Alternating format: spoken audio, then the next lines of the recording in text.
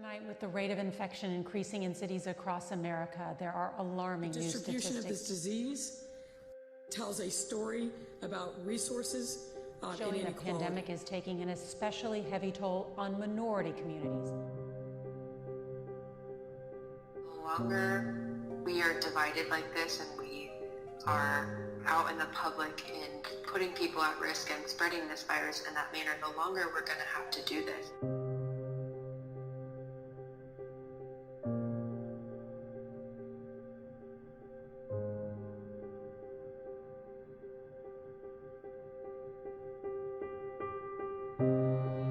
COVID has impacted our organization in that we're not able to do the teaching that we normally would. It's showing the necessity for us to be much more sustainable at the local level with regards to our food.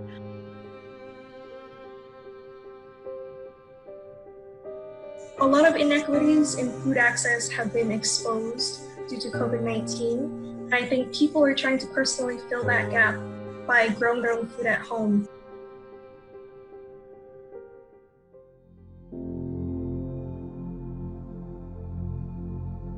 We noticed definitely an uptick in sales in our seed packets. People going to grocery stores, you know, they're wiped out of produce, they're having a little hard time getting things in.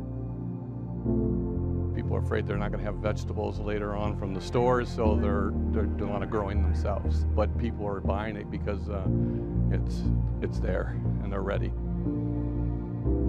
From your garden to table. It doesn't get fresher than that.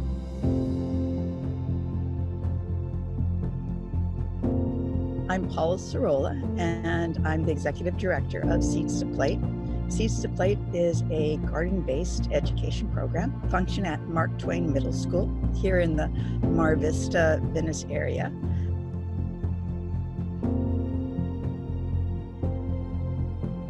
Our program is incorporated into all the aspects of the curriculum of the school. So not only do they learn about gardening and growing food and the environment through their science class, which is normally the way garden-based education programs work, but they also learn it through their history class, through their English classes, through their art classes, and I think that's unique. The philosophy of our organization is to develop in students a love of growing food, eating healthy food, and a real appreciation for the environment and the ecosystem in which they live. And hopefully through that love, they start to become stewards and practice what they learn. We're developing an environmental sustainability curriculum for leadership classes. And we're hoping that this can be replicated from our school into other middle schools. We're about a ½ acre of land, and so we grow lots of food, and through an organization called Communities in Schools, we are distributing food from the garden to needing families from our school.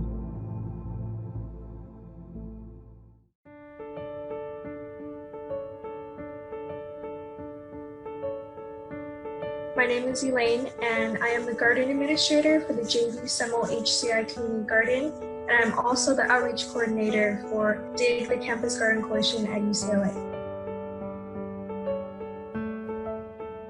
We provide a space for the UCLA community to grow healthy food, learn about urban agriculture, and to also learn about food security. And we're trying to do more Instagram posts, more Facebook posts, more newsletters, and really provide people with gardening content that can help them, learn gardening skills virtually or stay connected to the gardening community virtually. We like to supplement what the CPO already provides with some healthy, fresh, organically grown food that is straight from campus. And so not only do we encourage plot holders to donate any extra produce that we have, but we also have some plots in our garden reserved specifically for donating to the CPO food closet. Another way that the Jim Summer HCI Community Garden is involved is we have plots that are specifically designated for academic purposes. So we have certain classes that come in and they use the garden as part of their curriculum. We are also part of the Basic Needs Committee at UCLA. Through this, we do some gardening programming and really highlight the role that the garden has in promoting food security.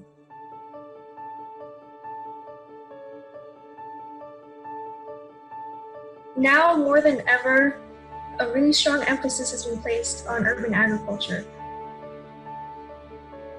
Many people come from countries in Los Angeles where they have some connection in their past to growing food. And we're validating that right now in Los Angeles through urban farming. And I think that's really important to recognize and make that connection. A lot of folks have been gardening for a while and a lot of people are getting into gardening, and it's just good to have more people in this community because, like I said, gardening is a lifelong skill. So if we have more people starting to garden now, chances are they'll continue to garden even after COVID-19 is over. And so it's really nice to see more people getting interested in growing their own food. Our hopes for the organization is that we would really like to branch out into other middle schools in the Los Angeles area. We really see that there is this need for this kind of program to function at other schools. I think the best change I can make is helping other people make change. It feels good working with the next generation.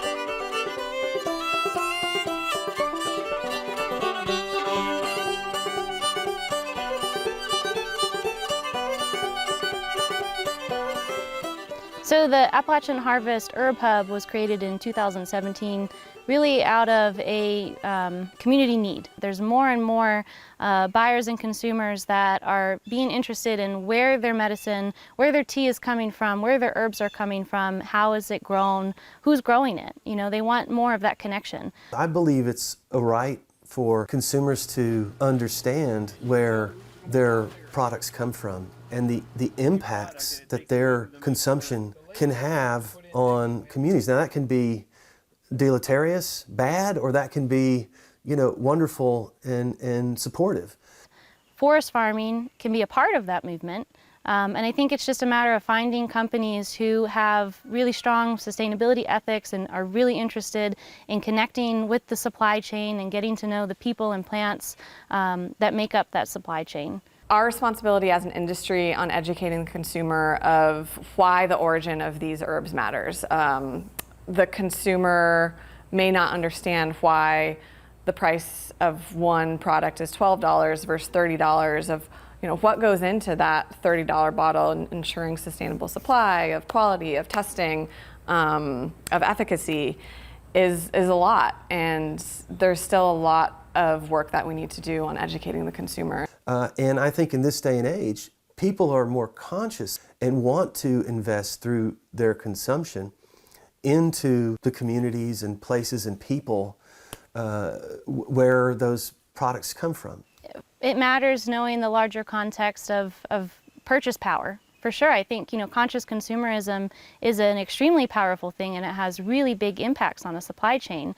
The Forest Grown Verified program that Appalachian Sustainable Development has been working with our Forest Farmer Network is one helpful way for consumers to kind of look at if it has that Forest Grown Verified seal on it, then they know that there's an assurance of sustainable and legal production and harvest of forest botanicals. So one of the good things about forest farming is that by managing the forest for the medicinal plants, you're also managing the ecosystem, because it needs to be a very healthy ecosystem for these plants to thrive.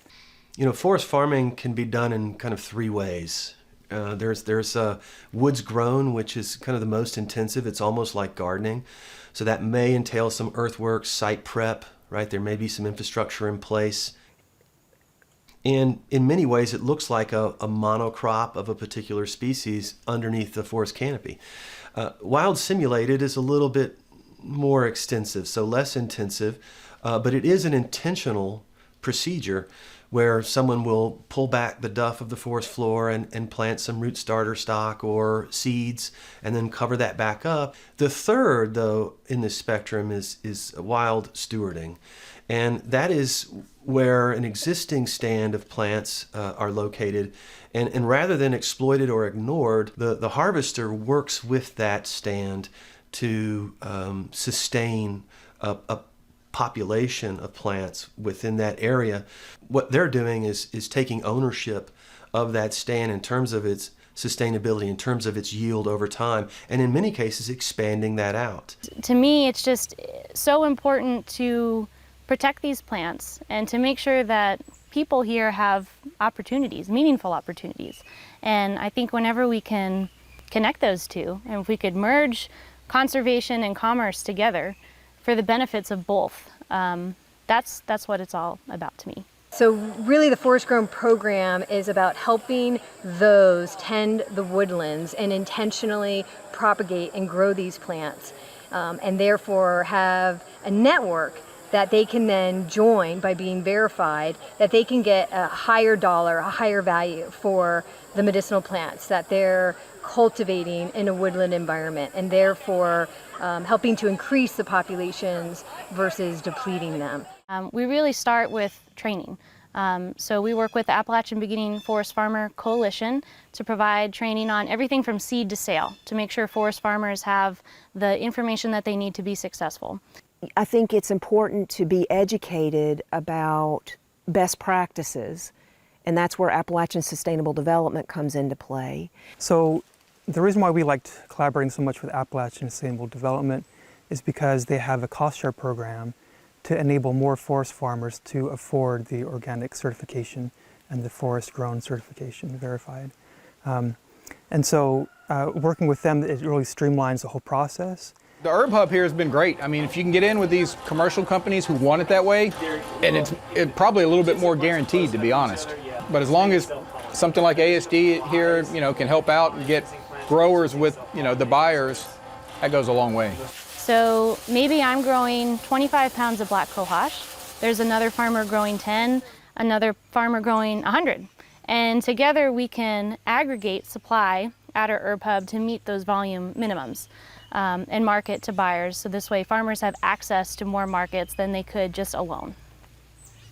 The Herb Hub is amazing because we didn't have the resources to be able to dry the herbs down to the right consistency, the right level of dehydration. The Herb Hub equipment that we have provides commercial washing equipment with a root tumbler, essentially a cement mixer. We have a root washing table that farmers can wash off the initial dirt. And then we have commercial scale dehydrators, small, medium, and large, that farmers can use to really dry down their herbs, and a moisture analyzer that our staff can use to test to make sure that the roots are below 12% moisture and they're shelf stable before we can sell them. And so it just really streamlined the whole process, and it was a clean facility that's certified for us to be able to, put those things through there and be able to sell them to the appropriate places. We've been working on building up both a forest farming network at the grassroots level, at the same time building up a new niche market for forest farmed versus wild harvested forest botanicals like ginseng and golden seal. So we're building the road as we're walking it in many aspects, which can be challenging. We are transitioning into a post-coal economy, and we have got to figure out other things for people to do, to give them a sense of purpose, to give them a livelihood. So I think forest farming has a really great opportunity and potential to tap into the cultural heritage that really founded this country and to keep that going, but also provide economic opportunities to an area that there's not a whole lot left. So this is where it's important that we work with buyers to educate them on the cost of harvesting and how valuable organic, forest verified product is. At Gaia, what we really are looking at right now is, of course, our supply chain and making sure that we're getting herbs that meet our quality standards, but also how can we go beyond our supply chain, partnering with groups like Appalachian Sustainable Development.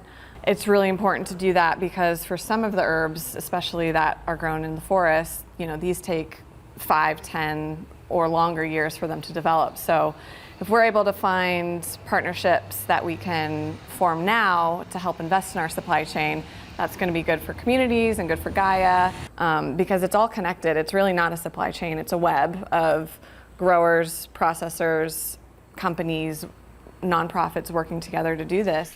The Forest Grown Verified program is a way for producers, harvesters, to document their practices, to provide assurances through the supply chain via chain of custody of their raw material that companies can purchase with confidence in that chain of custody transaction the raw material that they want because they are interested in the investments that they're making in the sustainability of the resource and the communities that provide the raw materials, and that allows for sales and marketing of products that can confidently be sold to discriminating consumers.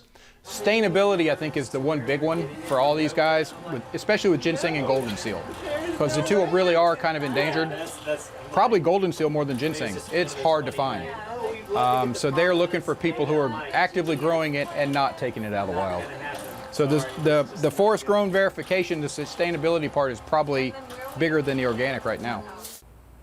Being a new mom, I think about the state of our world and the role that companies play. And yes, there's a role for government, there's a role for civil society, for each individual, but the role that companies play is huge in that. We can create the world that we want to live in, and companies are resourced to do that.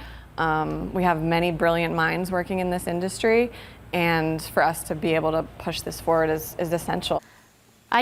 I think it's taking a look at habitat loss and overharvesting over the past 300 years and the impact that that's having on forest botanicals. And I think as consumers, as an industry, if we expect to continue going down that path over the next 300 years, we're going to lose these very important plants. And the culture, the deep-rooted culture that is attached to that here in the Appalachian Mountains.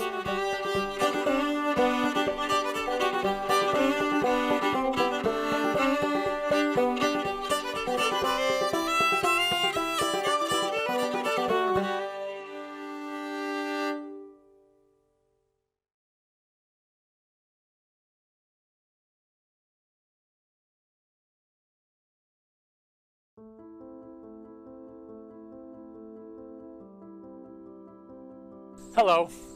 This short video summarizes some exciting new research that I've been coordinating for the past 3 years involving classical archaeology, paleobotany, and sustainable agriculture in Italy's Sabine Hills. But the story does not begin in Italy. Rather, it begins here, in Vermont, where my wife and I have been farming for over 20 years. I am a classics professor by day, but this is what I do the rest of the time. So these are some of our favorite animals on the farm. Turks and Caicos, named after where we'd rather be in a Vermont February. They guard the sheep when the sheep are far away from the house, keep them safe from coyotes.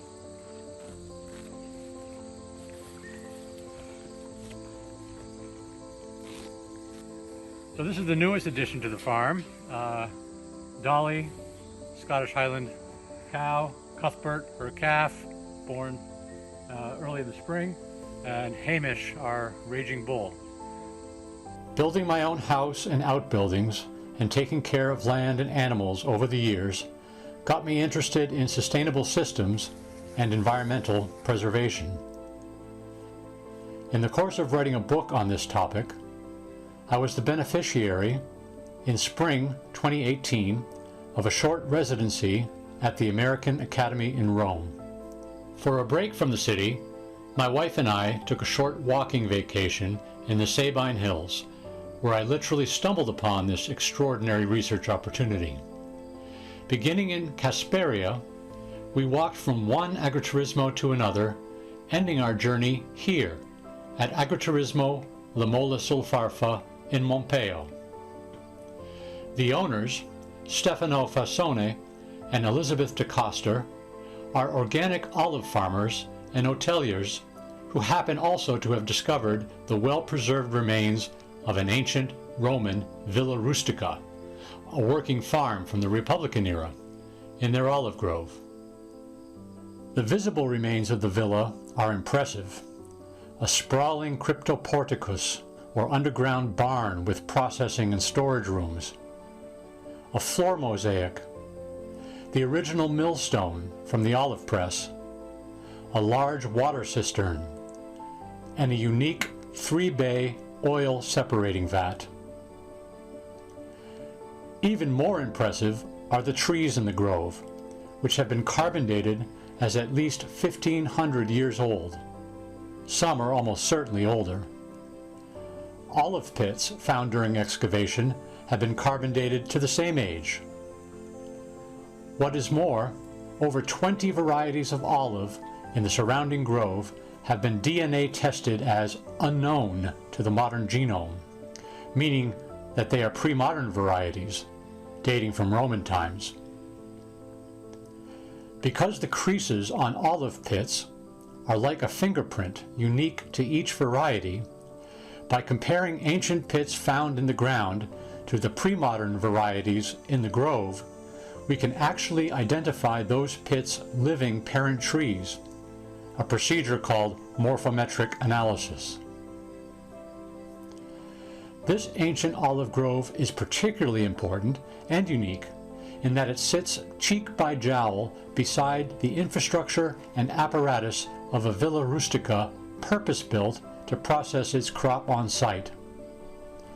Adding to its interest, ancient land records preserved in the Regesto di Farfa and the Chronicon Farfense connect this property to Pompey the Great. Even the town name, Montpeo, may reflect this historical association with Pompey. Combined with the archaeological and other evidence, this indicates this landscape has been in continuous use for agriculture for over 2,000 years. In addition to conducting a traditional archaeological excavation at La Mole, we have developed a student internship program and will be establishing a tree nursery on site to propagate the ancient varieties of olive, not only to preserve them for posterity, but also in order to conduct research on olive crop resilience in the face of climate change. That these remarkable trees preserve a taste of ancient Rome only adds to their value from a food systems perspective. My own current work explores this aspect of the project.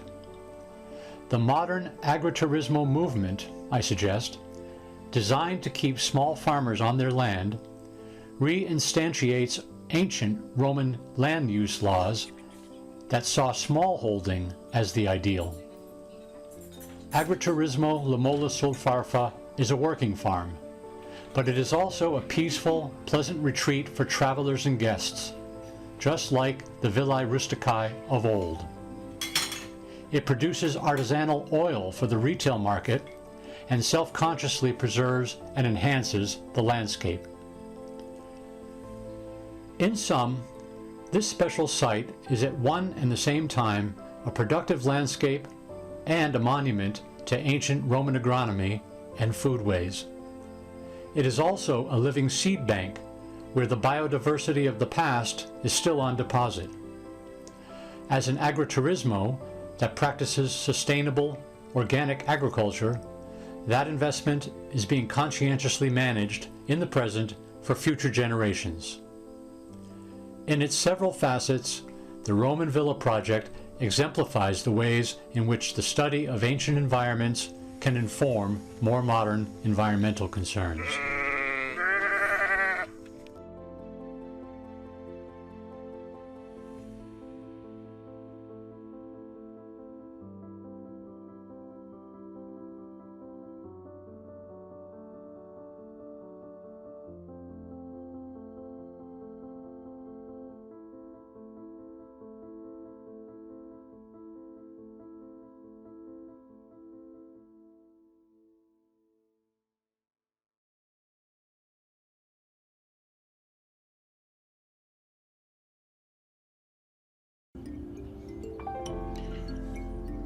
Unlike sort of salmon aquaculture and other things, there just isn't much to see. You just see some buoys floating, but you can imagine it as sort of this underwater garden.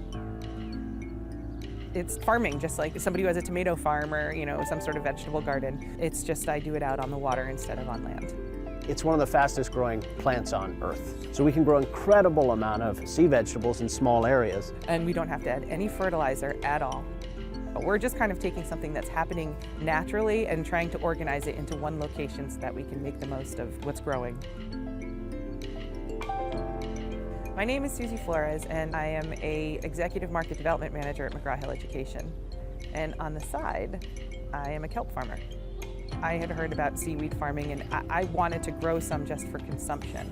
The more that I looked into it and the more I read about it, I realized that it's also a fantastic thing to do for the environment.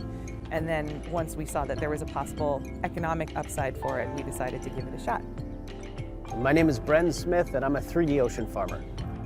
I came into this as a commercial fisherman, and I had to be sort of a nurturing arugula farmer in a way, and it was a psychic shift for me. When I first showed up here 15 years ago, my patch of ocean was this barren water, and now it's this whole thriving ecosystem with mussels, clams, oysters, kelp. The challenge is imagine growing in an environment where the soil turns over 1,000 times a day.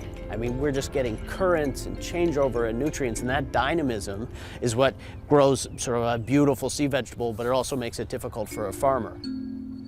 The kelp we grow is called sugar kelp, which is a native seaweed that grows all along the East Coast corridor.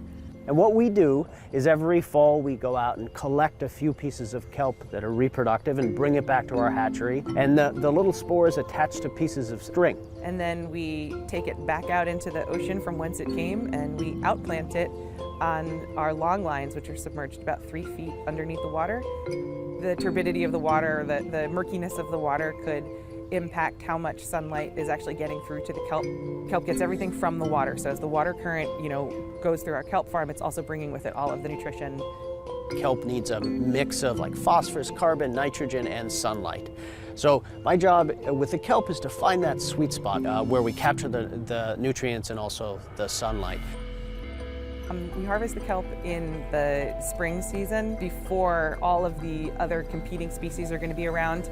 All the junk that grows on the kelp, the epiphytes, the sea squirts, all these different things that as the water temperatures increase and the oceans essentially wake up, they attack the kelp. And it doesn't render it completely useless. You still could use it for fertilizer and things like that, but it does mean that it's not pretty enough for people to consume. But this is a good thing. I mean, we're creating a foundation for the ecosystem for everything to come eat, hide, and thrive.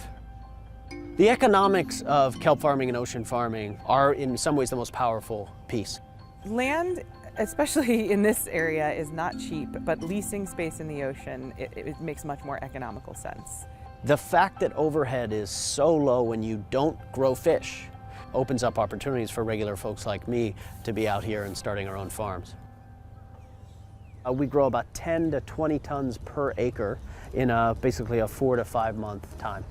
It is one of the few crops that could be used for food consumption, that could be used for fuel, that could be used for fertilizer. I mean, kelp, people think that disgusting thing on the beach. But what we're trying to do is really make kelp the new kale and reimagine the seafood plate of the future. There's no fish flavor to it at all. It's very mild and subtle. If you cut it into noodles and you boil it, it turns a really beautiful bright green color. And then you can throw it in any sort of sauce like you would spaghetti. Luckily, in the US, this is one of the great sort of culinary moments of our history, with all these brilliant chefs all around the country thinking of kelp as not seafood, but as a vegetable. We need to push beyond sustainability in our food system and our agricultural system into restoration, into regenerative crops. Kelp, for example, captures 5 times more carbon than land-based plants. And one of the things that it likes to absorb through the blades is nitrogen, so it can offset other algae from blooming. As nitrogen runs into Long Island Sound, for example, it creates these dead zones. Our kelp can actually breathe life. It can capture that nitrogen. This nexus of job creation, economic opportunity, food justice, and environmentalism, that's the sweet spot. You know, what's exciting for me, who's been out here doing this for a long time, is to see Jay and Susie Flores. They're energetic, they're talented, they care about both the economy and the ecology of this. And they're just exactly what the future of ocean farming should be. I never thought that I would be a kelp farmer. I hope that I'm at the forefront of a larger wave of aquaculture, and I hope that people continue to learn more about this sea vegetable and think about ways it can be infused into our economy and into our diets.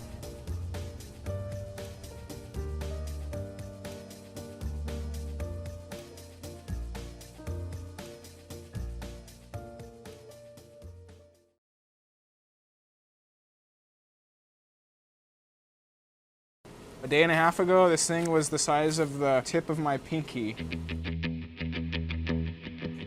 There's been stories of toxic waste cleanup by mushrooms. Without mushrooms, we would be overrun with waste. There would not be any life on Earth. Ganoderma lucidum cinti stricto. It's known as the mushroom of immortality. They're antiviral, antibacterial. It's been shown to shrink and terminate tumor growth. Yeah, we do about 180 bags per cycle, and we do that 3 times a week. Yeah, this used to be done in my house. Yeah, we have some shiitake mushrooms right here that are ready to go. There's thousands of ways that these guys can save our world and make our environment that much better to live in. Cultivating fungi and mushrooms is like a balance between science and art. I'm gonna be taking a look inside of my this is the spawn incubation / culture media room, and I'm just gonna select out some cultures for today and take a look at some of my spawn. Today, I will be taking little pieces of tissue from these plates and dropping them into nutrient media broths to basically expand the mycelium. Yeah, my name is Michael Crow, and I own Southwest Mushrooms. Here we cultivate a wide variety of gourmet and medicinal mushrooms.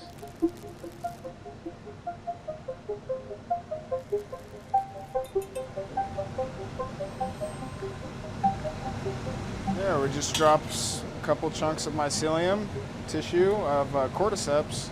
Mycology is the study of fungi and basically the growth of different fungi. People don't realize that there is such a wide array of different mushrooms out there. Molds and fungi starts from spores rather than seed. 2 compatible spores will mate and form mycelium. The mycelium starts out, we plant it on a petri dish, and from there we transfer healthy sectors of mycelium into bags of sterilized grain.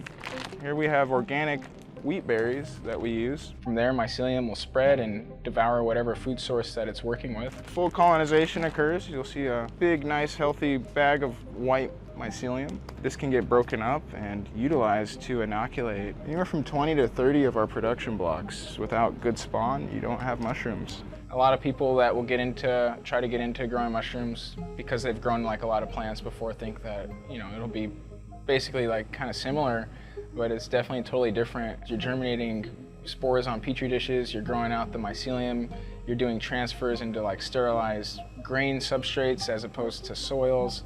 Yeah, this is our production area. This is where our substrate gets made. We use a blend of oak hardwood sawdust plus added supplements like organic wheat bran and certain seed hulls to basically formulate our substrate to get the maximum efficiency from our mushrooms. Bags are filled up to approximately 10 to 12 pounds, and then from there we make our way into the sterilization area where the substrate will be sterilized for a prolonged period of time to make sure we kill off any microorganisms or competitor molds or fungi. Nothing's needed, it's all sterile, so you don't need to use any kind of like pesticides or any kind of fertilizers or additives. You have to really take a lot of care into making sure that you're only growing the fungi that you desire. This is the sterilization room. This is where we sterilize all of our substrate. In here we can sterilize up to 1,600 pounds of fresh substrate at a time, and basically steam comes through and sterilizes at a high temperature, about 212 degrees. If it's not sterilized properly, you'll take it in to inoculate and you'll run into a lot of contamination problems and molds outgrowing your mycelium. We have our spawn right here. This is a California reishi. So we'll take our spawn and just kind of break it up, separate each individual grain, and allow that to become a vehicle for our mycelium. So I'll take a scalpel and then I'll heat sterilize it. The HEPA filter right here is basically providing us just a clean workspace to perform our inoculations. So we're getting a stream of sterile air. It's eyeballed. I'm pretty good at eyeballing it, so that's what I do. So yeah, the bag's placed in front of the flow hood, inflated with a little bit of that sterile air, and then sealed. All right, so now our bag's inoculated. And then we're just gonna wanna shake it up.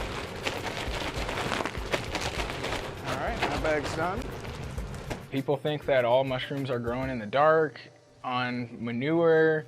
We have wood-loving mushrooms, mushrooms that can grow on insects, and mycorrhizal species of mushrooms that can connect with like different plants. This area is our shiitake incubation area. The shiitake generally takes 8 weeks before we can get it into the fruiting room.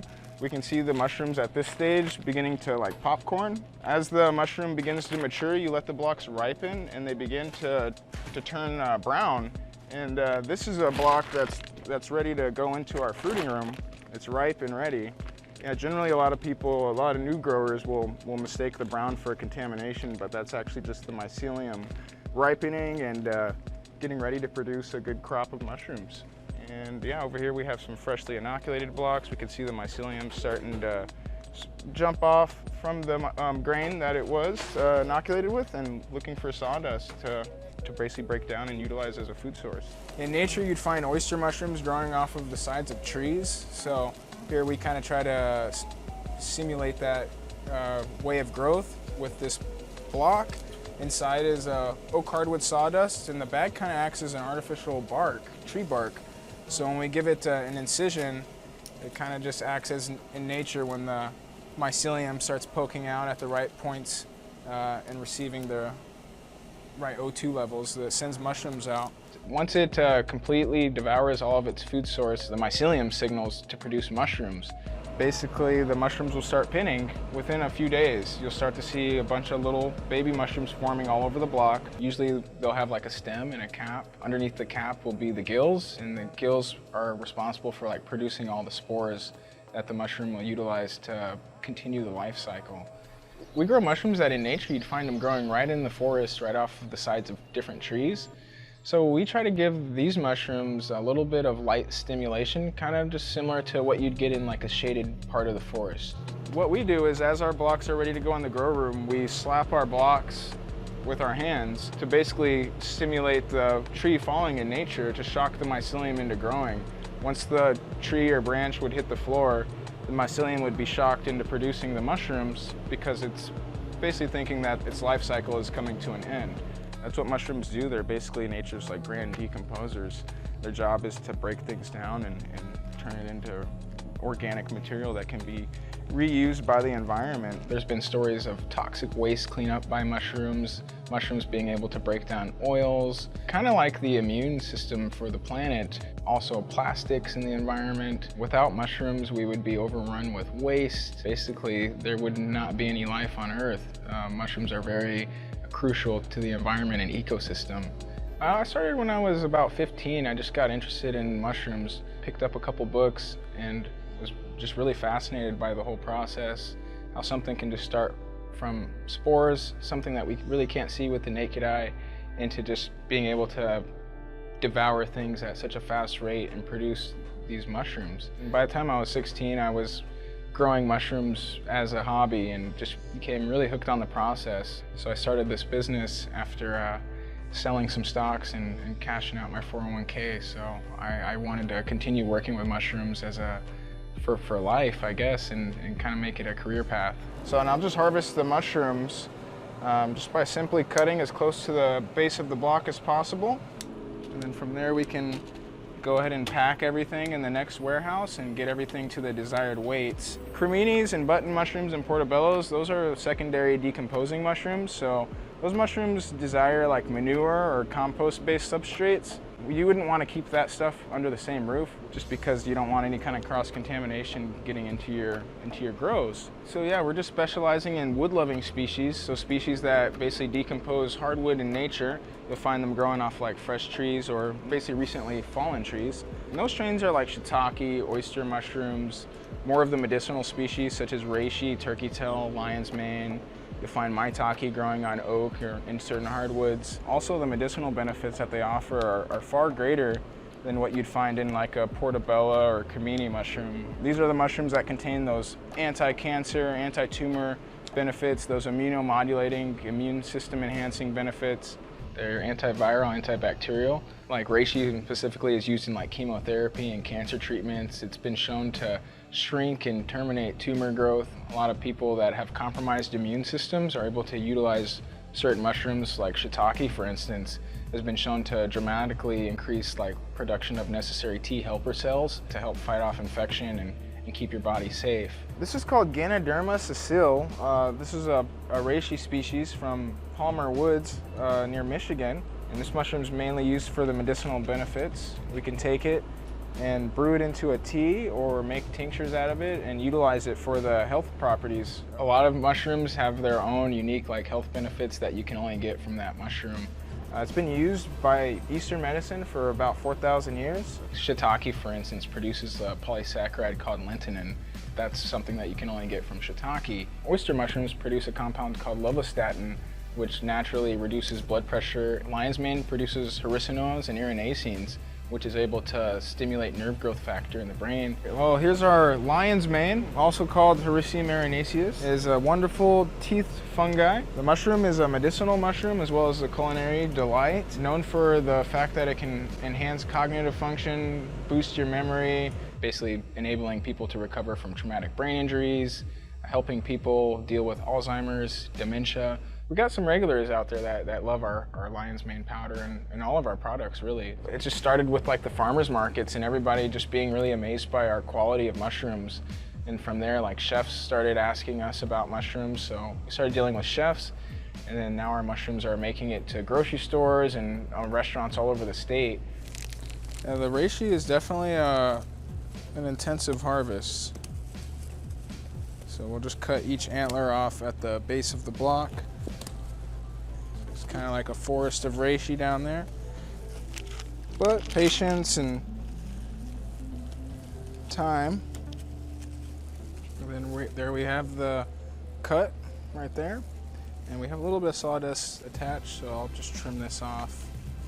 It shows that it really breaks down the substrate into almost a pulp-like matter, ready to begin composting into soil. Yeah, this is the most aggressive reishi that we have. Cultivating fungi and mushrooms is like a balance between science and art.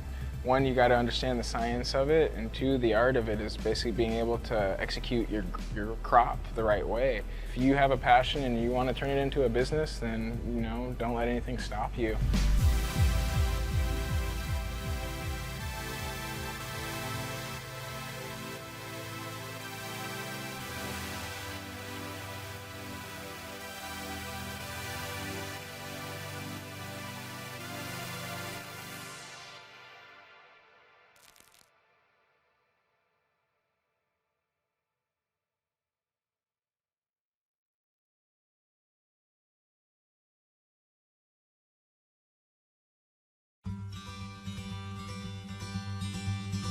Hudson Valley Fisheries is a state-of-the-art recirculating aquaculture system in Hudson, New York.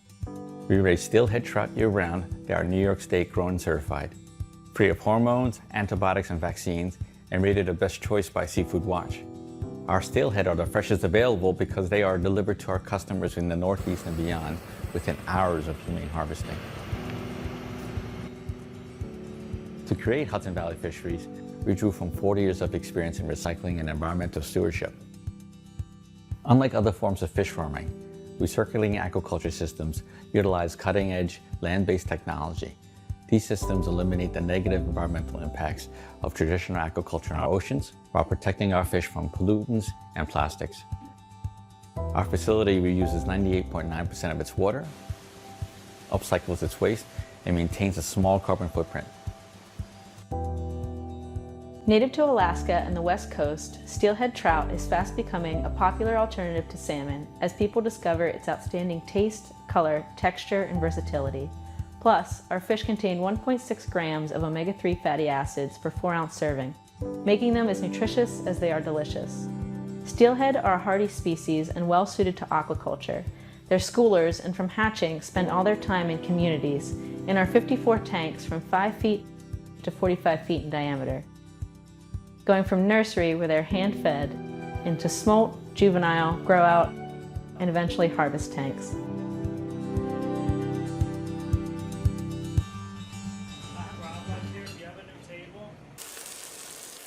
Our steelhead are humanely harvested at 16 months. This sashimi-grade fish is perfect for enjoying raw, cured, smoked, or cooked.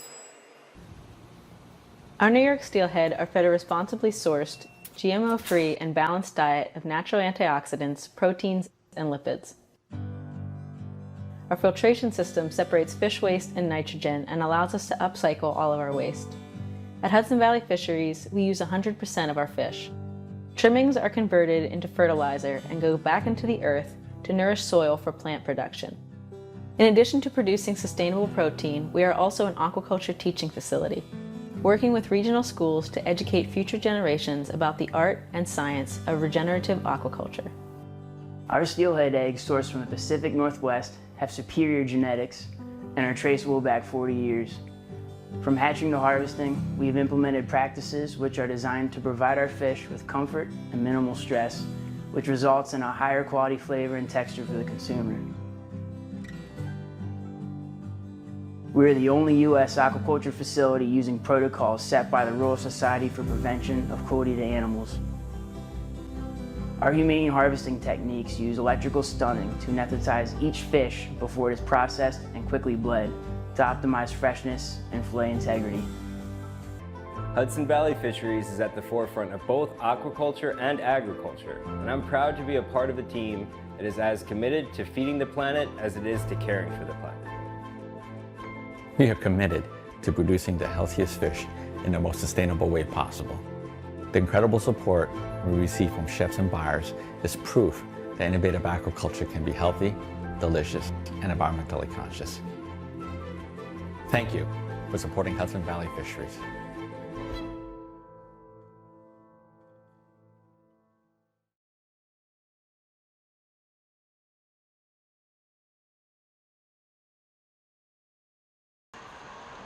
If you want to feed the world in 2050, then the next 40 years we need to produce the same amount of food as we did over the last 8,000 years. And that gives a little bit an indication of the pressure on the food system.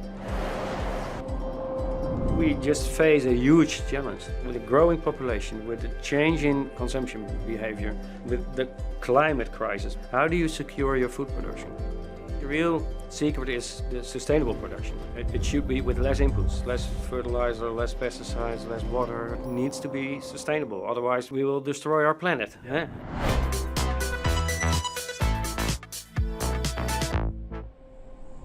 The security of the food system is one of the world's most pressing challenges. But the story of how this small country became an unexpected food superpower might just have some answers for how we tackle it. Consider this.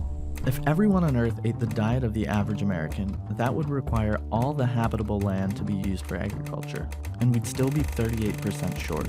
And that's right now. What do we do when there are 2 billion more people? Well, the key is more exciting than it sounds, and that's efficiency. Basically, how do we produce a lot more on the land we're already using and do it using a lot fewer natural resources? When it comes to sustainable agriculture, one country has seemed to crack the code.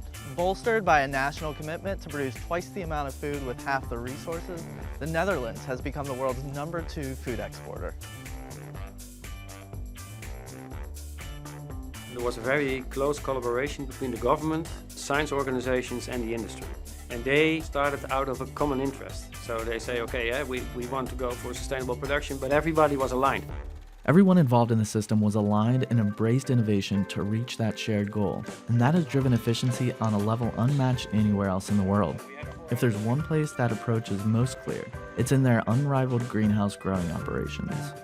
There's a very nice example about tomato, which really gives a good insight in how we want to produce our food in a sustainable way. So if you produce tomatoes in an open field situation in Spain, then you will end up at the end of the growing season with 4 kilograms per square meter. If you do this in a high-tech greenhouse in the Netherlands at the moment, you will end up with 80 kilograms per square meter, which is 20 times more.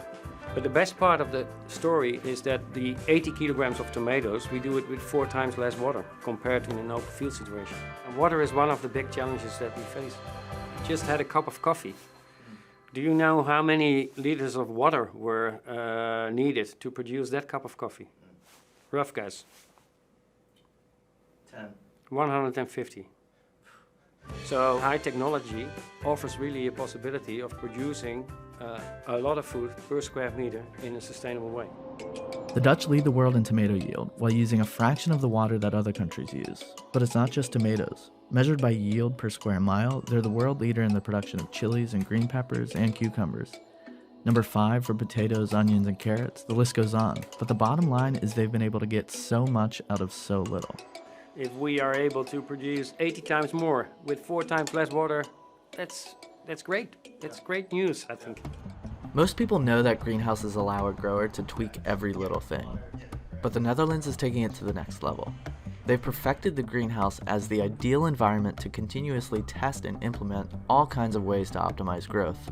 From things as simple as testing what hues of LED lights can increase pest resistance and improve nutritional value, to things as crazy as moth-killing drones. So at the moment we don't have any products who can control actually the moths, and finally they will produce caterpillars, and those caterpillars can do a lot of harm to many different crops.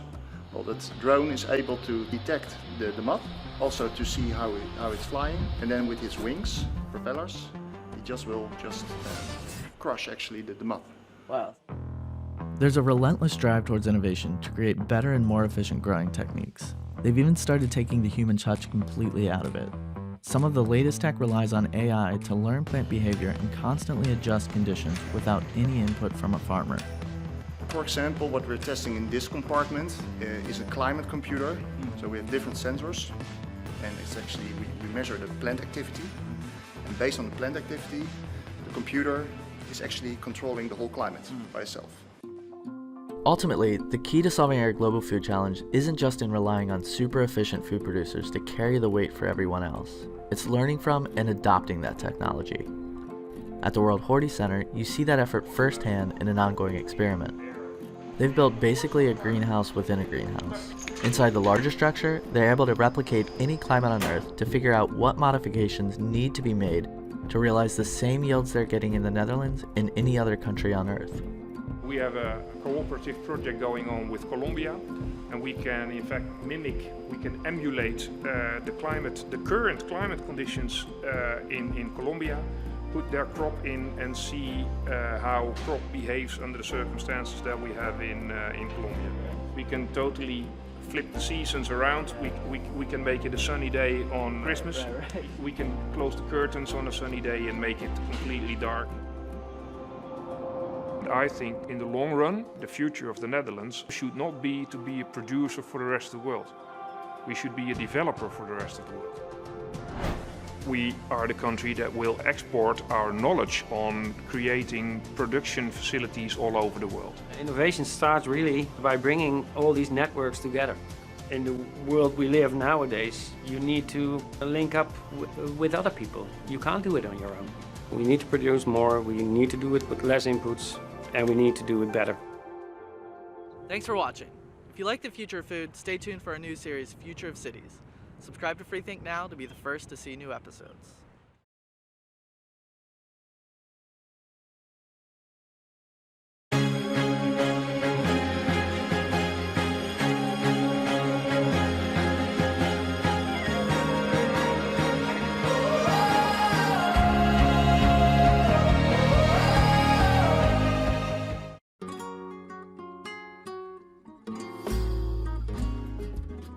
We traveled to Chiloé with Joke and Meint, who won a trip with us following a campaign by Dutch renewable energy company Van de Bron. Our destination is Aliouën, a farm that restores nature. We meet the family who lives here, Jeroen Beukels, his wife Grecia, and their son Gabriel. Bueno, nosotros con Jeroen nos conocimos hace 15 años atrás. Bueno, nos fuimos conociendo en cada clase. Aprendí poco inglés, pero me quedé con él finalmente. Y hace un poco más que 6 años nació Gabriel. Y así hemos ido construyendo la vida aquí en el campo. Somos felices, estamos tranquilos. Vivimos de lo que producimos también y de lo que podamos también conseguir en la ciudad. Y haciendo artesanía, y Jeroen también haciendo el crecimiento de los árboles cada día. To get a taste of their farm life, we help with planting organic potatoes. We collect horse manure to use as natural fertilizer.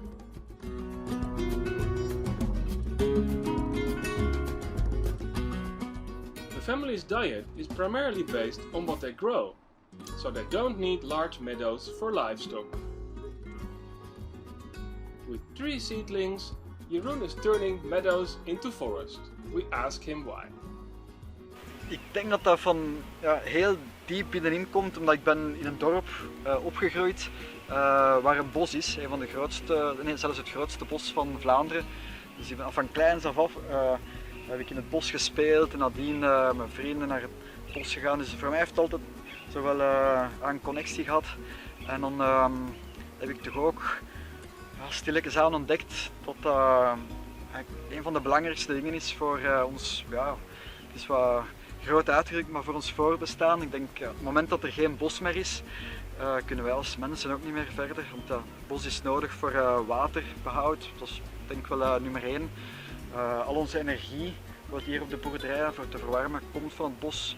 Hier op het eiland ook. Ik denk dat 90% van de mensen nog steeds hout gebruiken om hun eten te maken, om hun huis te verwarmen en ook voor te bouwen. Iedereen bouwt er nog houten huizen. Jeroen has been planting trees for many years. Nu zitten we aan 23.000. En dan langs de andere kant hebben we al de bomen die vanzelf groeien. Dus die door zaad uitkomen. En daar kan ik geen cijfer op plakken, maar dat zijn er, ik schat, meer dan 100.000. Hier staan we onder 2 soorten notophagussen die hun bladeren verliezen. En die zorgen eigenlijk voor een mooie compostlaag, een mulslaag, waar het dan andere boompjes perfect in kunnen groeien. The new forest has profound consequences for the ecosystem. Maar voor mij persoonlijk het grootste succes dat er terug vogelsoorten hier komen wonen die er voordien niet waren. Er zijn ook plaatsen waar er voordien geen water meer was, dus bronnetjes die stilletjes aan droog zijn geraakt en waar dan nu stilletjes aan water terugkomt. Even the endangered poodoo, a local deer, has returned. We krijgen elk jaar gemiddeld van 15-tal vrijwilligers die dan jaren nadien mails sturen of berichtjes sturen van ja, we zijn met ons eigen project begonnen, we zijn geïnspireerd door wat we hier gezien hebben. Jeroen also found a way to get tourists excited about Aliouën. Dat is ons laatste project. Ik had van in het begin het idee met de aanplantingen en de boerderij om dat dan uiteindelijk aan iedereen te tonen. En stilletjes aan heb ik dan het idee gehad om een pad te bouwen waar dan werkelijk iedereen op kan stappen of rollen of kruipen, eender wat. Dus dat toegankelijk is voor alle publiek. En de balans die je probeert te leggen tussen herbebossing en permacultuurboerderij en ecotourisme. Is dat een combinatie die werkt? Dat is bijna iets dat nodig is. Ik zou niet alleen kunnen bos aanplanten, alleen voor een bosleven. Moest ik alleen toerisme doen, zou ik wel veel geld kunnen verdienen. Maar dat zou niet zijn wat echt, waar ik volledig 100% achter sta om dat altijd te doen. Het boeren ook. Het is heel tof als er mensen op bezoek komen in de cabane of komen eten en dan nu met het pad om interactie te hebben en te tonen wat we hier aan het doen zijn. Dus dat gaat allemaal eigenlijk mooi samen. Se nos logra unir también como familia y lograr cosas más prósperas para nosotros mismos el día de mañana, nuestros hijos y nuestros nietos. Como bien dice Yuna, su lema, los árboles no van a ser para él, van a ser para sus hijos o sus nietos quizás el día de mañana.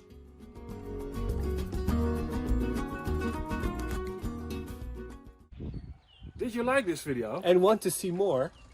Subscribe to our YouTube channel, like us on social media, become our patron on Patreon, or subscribe to our email newsletter on our website.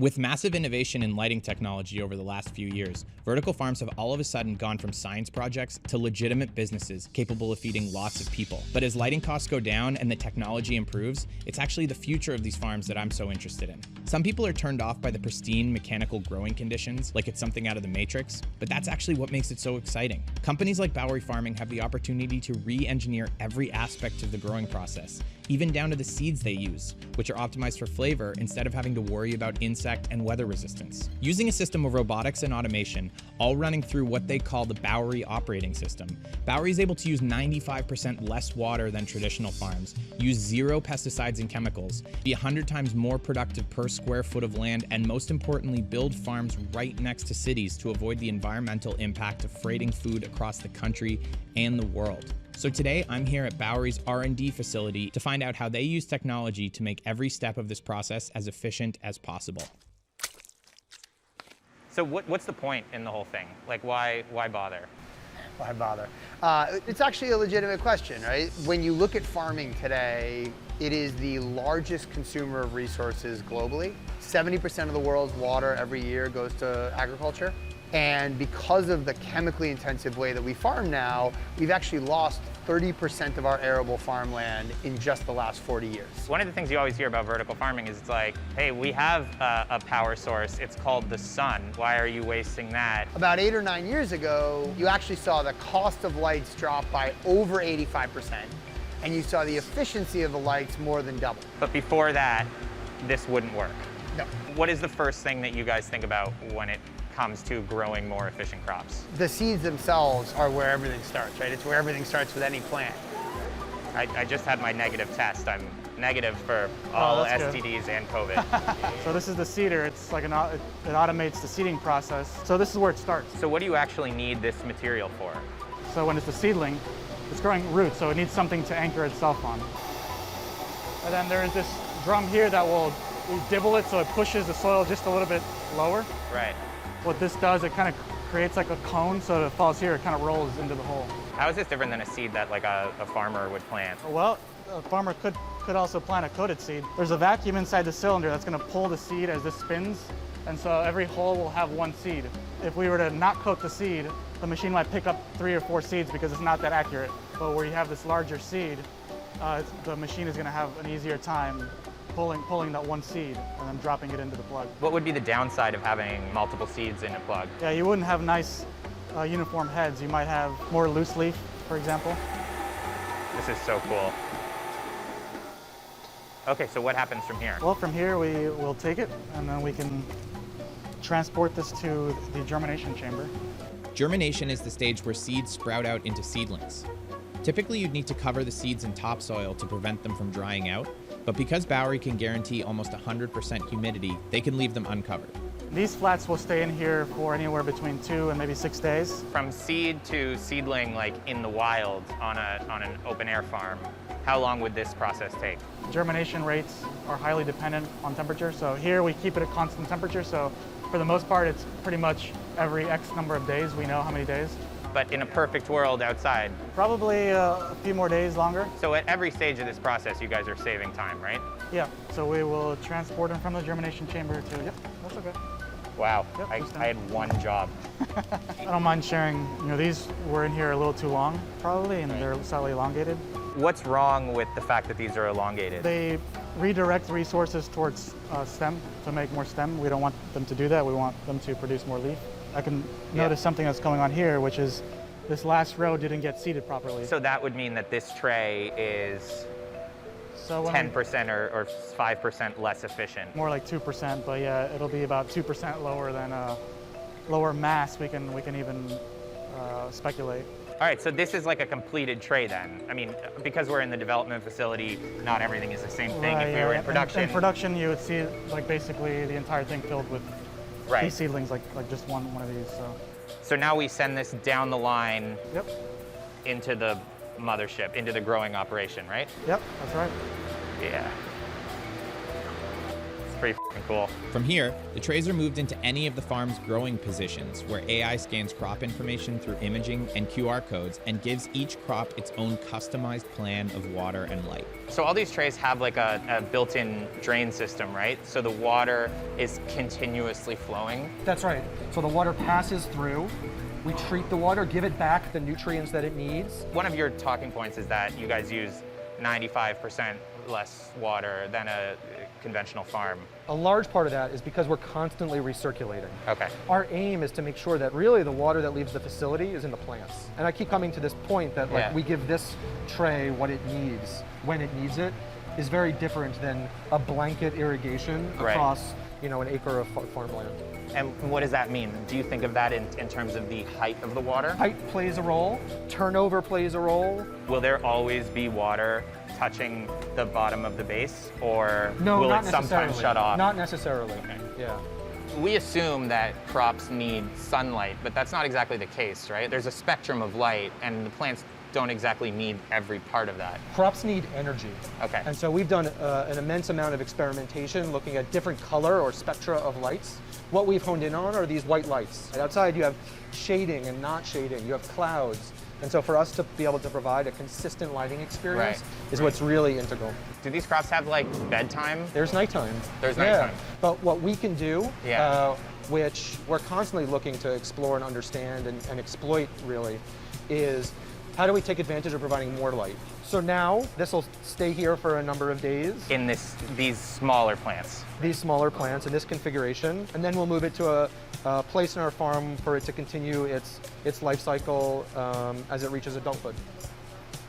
So this is the next stage. How far in are these crops? I would say they're about 10 to 12 days after planting. Okay. And this is where growth really starts to accelerate, and they start to look like what we eat every day. So these trays are holding the plants, they're holding the little block of peat, right? Yep. And so it doesn't really matter what this material is. No, it's just a holder for the plant. Yeah. Right? And in fact, the grow media is really just a holder that connects the roots together with the plant. This grow media isn't giving any nutrients, it's not providing any much value other than just keeping things together, just like this structure here.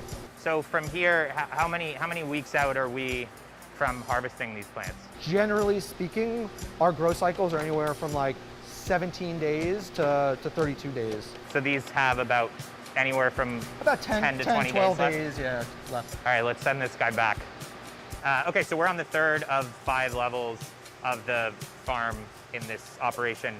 Why even bother with a vertical farm? Why bother? Why bother with the verticality of it? Well, if you think about it, we could be growing in this warehouse, and we'd be using one slice. Right. And so we can be upwards of 100 times more efficient with land use because of how we stack plants vertically in a farm. Right, but it's essentially a real estate question. It's a real estate question. How high could you go? Like, what's the limit? There's no limit. There's no limit. It's just how high is the ceiling of a warehouse. The fact that this growing position morphs into whatever this crop needs, lets us grow this here or grow it, 1 or 2 levels up higher. If things are kind of moving on their own a little bit, why would a human being need to get up here when typically these trays are brought down for processing and kind of intervention? We don't really think about how people are involved in the growing process, but how do we take people out of the growing process? Yeah. Our goal is to actually have as few people walking around our plants as possible. Sorry about that. We're here for a reason, to spread the word. Spread the seed? To Okay. spread it, Go on. probably Yeah. not. That's part of the trust in Bowery, is that we're not, no one's touching these plants while they're growing. All we can do is ruin things. Right? All we can do is ruin things. This is our red leaf lettuce when it reaches maturity. They've grown up, like we said, about 7 to 10 days since we last saw them. So this is the same crop in the middle of harvesting. I just was hoping you could show us the root system. Yeah, let's lift this up. Wow. And look at that. Holy look shoot. at that root development. It's so different than those seedlings, right? You want all the water in the farm to go out in the boxes. That's the ideal, right? So now we'll drain this tray, get it out of here, and then it'll be harvested and sold to the public. That's right. Untouched. Untouched. All right, so we've made it. We've seen the way that the romaine gets from seed to this point. Obviously, this is not how you guys would harvest it in the real world. I know you have a deluxe line of machines that they may or may not give me the B-roll access to, but I'd love to try it with you right now. Well, you've been in the farm all day, so the most important thing you can do is actually try the product you've been a part of growing. That's my one leaf that I get. Well, I was giving you one to try. I guess you have a mask on, so it's a little trickier.